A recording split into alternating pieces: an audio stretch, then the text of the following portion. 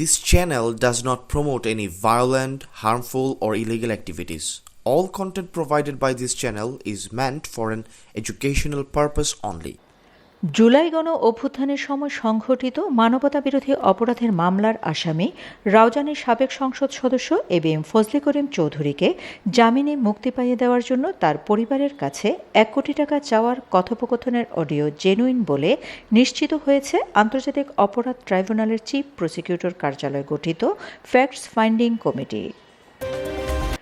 ট্রাইব্যুনালের chief prosecutor ও facts finding কমিটির প্রধান মোহাম্মদ আমিনুল ইসলাম বিষয়টি নিশ্চিত করেছেন। তিনি বলেন, ভয়েসটি আমরা ডিটেক্ট করেছি যে এটি জেনুইন। তাদের মধ্যে কথোপকথনটা হয়েছে, এটি এআই না, genuine. Chief prosecutor Aminul Islam বলেন, যে কথোপকথনটি হয়েছে সেখানে ফজলে করিম চৌধুরীর পরিবারের এক সদস্যের কণ্ঠ এবং সাইমুম রেজা তালুকদারের কণ্ঠ শনাক্ত করেছেন গঠিত ফ্যাক্টস ফাইন্ডিং কমিটি।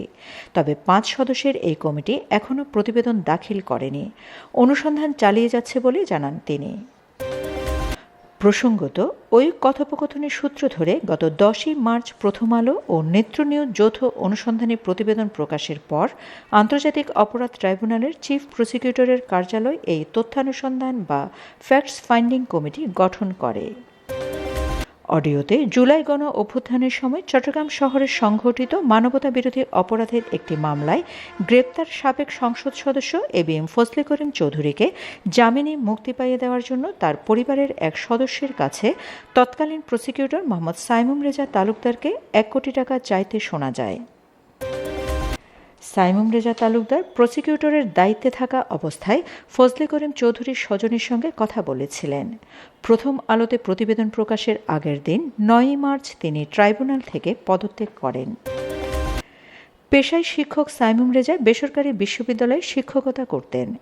জুলাই অভ্যুত্থানের সময় সংঘটিত হত্যাকাণ্ডের বিচারে অন্তর্বর্তী সরকার আন্তর্জাতিক অপরাধ ট্রাইব্যুনাল পুনর্গঠন করলে তিনি প্রসিকিউটর হিসেবে নিয়োগ পান।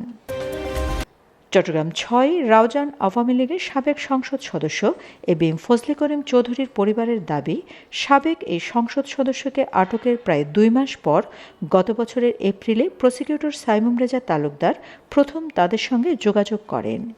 অর্থের বিনিময়ে জামিন নিশ্চিত করতে পারবেন বলে জানান।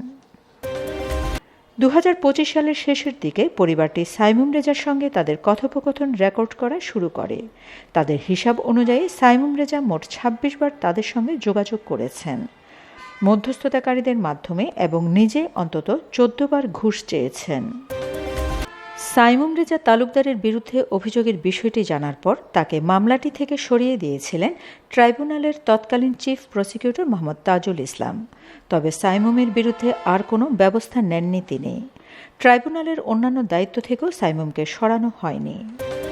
ত্রয়োদশ জাতীয় সংসদ নির্বাচনের মধ্য দিয়ে বিএনপি সরকার গঠনের পর ফেব্রুয়ারিতে তাজুল ইসলামকে চিফ প্রসিকিউটরের পদ থেকে সরিয়ে দেওয়া হয়।